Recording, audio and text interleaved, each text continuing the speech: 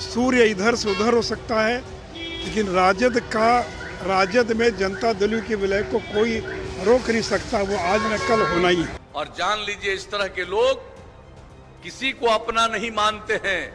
इनको सिर्फ और सिर्फ अपने परिवार के बारे में सोच है। पति पत्नी बेटा बेटी, इसके अलावे और कोई सोच नहीं है। आज नीतीश कुमार के मुख्यमंत्री काल में इनके सरकार का यह स्टेप नहीं था।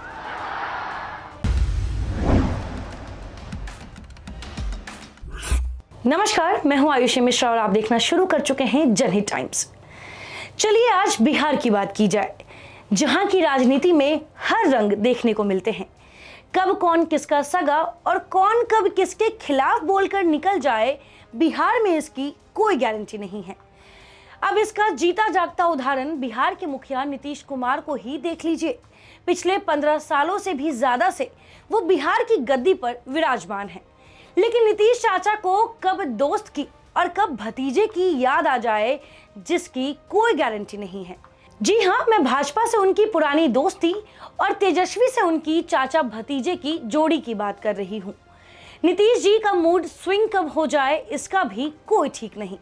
अब आप ही बताएं ना, जहां एक तरफ 2015 में महागठबंधन के साथ जीतने के बाद भरी सदन में नीतीश जी ये कहते हुए नजर आ रहे थे कि मिट्टी में मिल जाऊंगा लेकिन भाजपा के साथ नहीं जाऊंगा, वहीं महज कुछ ही दिनों बाद भाजपा से उनकी दोस्ती पक्की हो गई और नीतीश जी चल दिए महागठबंधन का साथ छोड़कर दोस्ती निभाने।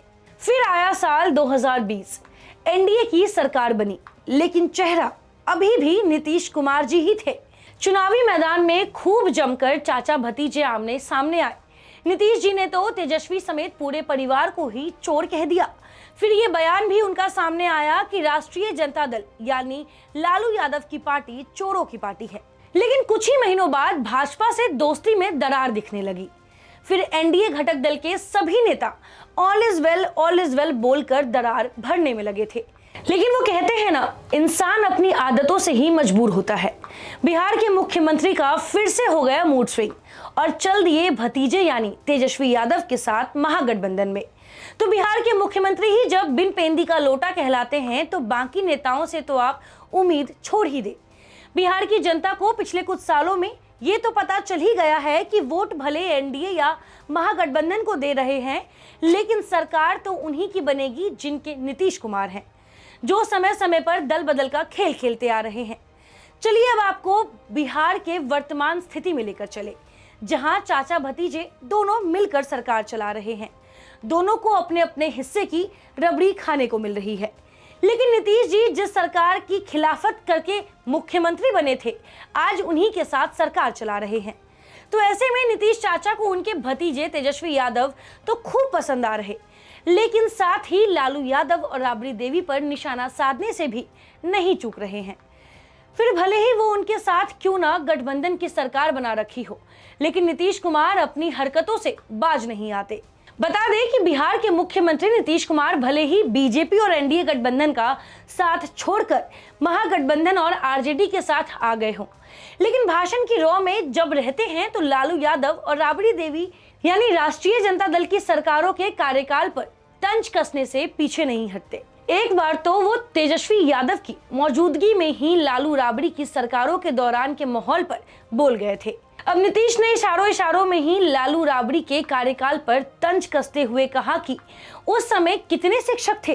असल में पटना में शिक्षक दिवस समारोह में नीतीश रोजगार की मांग और शिक्षकों की लंबित बहाली पर बोल रहे थे। उन्होंने सवाल पूछा कि 2005 से पहले कितने शिक्षक थे। जाहिर तौर पर यह इशारा लालू राबड़ी के कार्यकाल पर था, जिसकी तुलना वो 2005 में खुद मुख्यमंत्री बनने के बाद की बहालियों से कर रहे थे। इस मौके पर नीतीश ने कहा कि बिहार में थोक में बहाली हुई है और आगे भी होगी। उन्होंने कहा कि शिक्षक नहीं पढ़ाएंगे तो उनको नौकरी से हटाया जाएगा।